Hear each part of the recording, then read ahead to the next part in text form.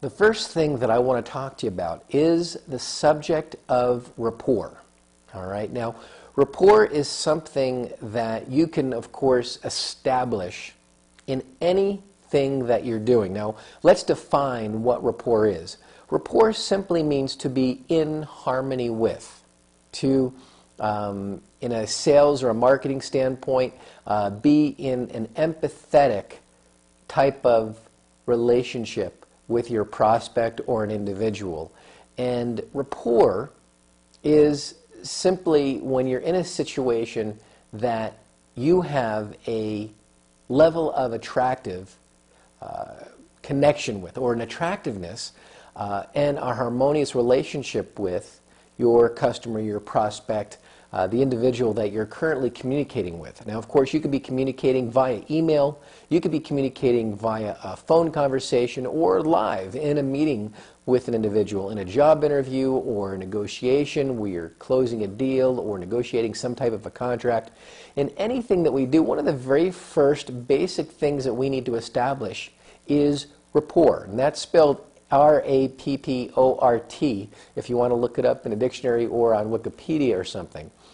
Rapport is one of the basic elements that you need to establish a relationship with anybody, let alone a prospect that you're trying to enroll or sell with a product or a service or a program. And how rapport is built is simply on things that we agree on. Agreement creates harmony. When we're not in agreement with somebody, there's disharmony or some type of emotional or psychological ridge. So, whether it be with an email marketing campaign or sales letters, if you're familiar with some of the sales letters that I've written over the years, or other leaders and copywriting experts I've written over the years, it's an element to use in all of your marketing and all of the sales that you do. Now, it doesn't matter if it's face-to-face or if it's in an email or if it's on a sales letter on a website. One of the first things that you'll see if you've actually looked at some of the sales pages that I've written over the years, you'll typically see myself start off with something like I do even in my videos when you're doing a video, where I start off with something where I'm saying, you know, I realize as you're sitting there watching me on your computer screen at your table or your desk. A lot of times I'll open my videos with that statement because you're probably right now watching me sitting at a table or desk, watching me on your computer monitor, right? Well, that's something that you could probably agree with because it is something that's probably true. Politicians use this technique. Great salesmen and expert copywriters use this technique of starting to establish things that we can agree on, because that will build a connection and that will build rapport with you or with your audience. So we want to start off with things that we can agree on that will start to create a stronger and stronger connection. Now, this is what builds trust, because how is trust established? Trust is established by keeping agreements. And if we're talking about some basic things, we can agree on you're probably sitting at a table or your desk. We can agree on that you're watching me on some type of computer monitor, right? So these are some basic things that we can agree on. In a sales letter, somebody might write, listen, I understand you've probably seen tons of sales letters all over the internet. You've probably seen tons of sales and marketing promotional videos all over the internet, right?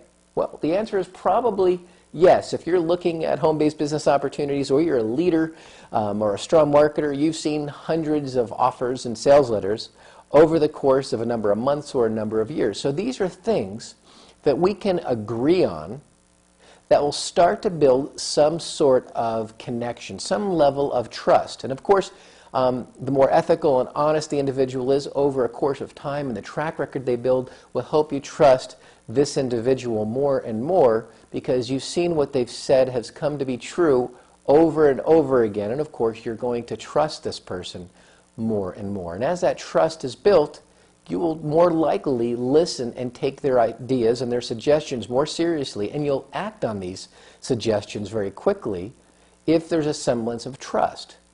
So rapport is such a big factor in developing a relationship with your prospects, let alone your customers. And through some of the techniques I'm going to share with you on this first video, you're going to be immediately increasing your ability to create more rapport and trust and agreement with your prospects to create more sales and more income. All right, so let's talk about how you can use this immediately. Now, of course, in a sales letter, you're seeing how you can start using some of these ideas by looking at things that your prospect can common sense-wise agree with. Like I talked about, you've probably seen tons of sales pitches and sales letters on the internet. Well, of course, these are things that your prospects can agree with, you can agree with. How about, well, you've seen tons of get-rich-quick opportunities that are all over the home-based business industry. Of course, that's something you could probably agree with because that's also true. So I like to start off with anything that I'm doing with some basic truths that my audience and my prospects can agree with. Now, if you've analyzed the opportunities, the sales letters and videos I've done over the years, you're going to see these are some of the basics that I consciously put into all of my videos and sales letters over the years on purpose so that I can create and establish an initial sense of trust and rapport with my audience. And it's something you can apply to any sales letters that you're writing. Any of the emails that you're sending out, you see these generic email blasts that people send out just with a typical sales pitch?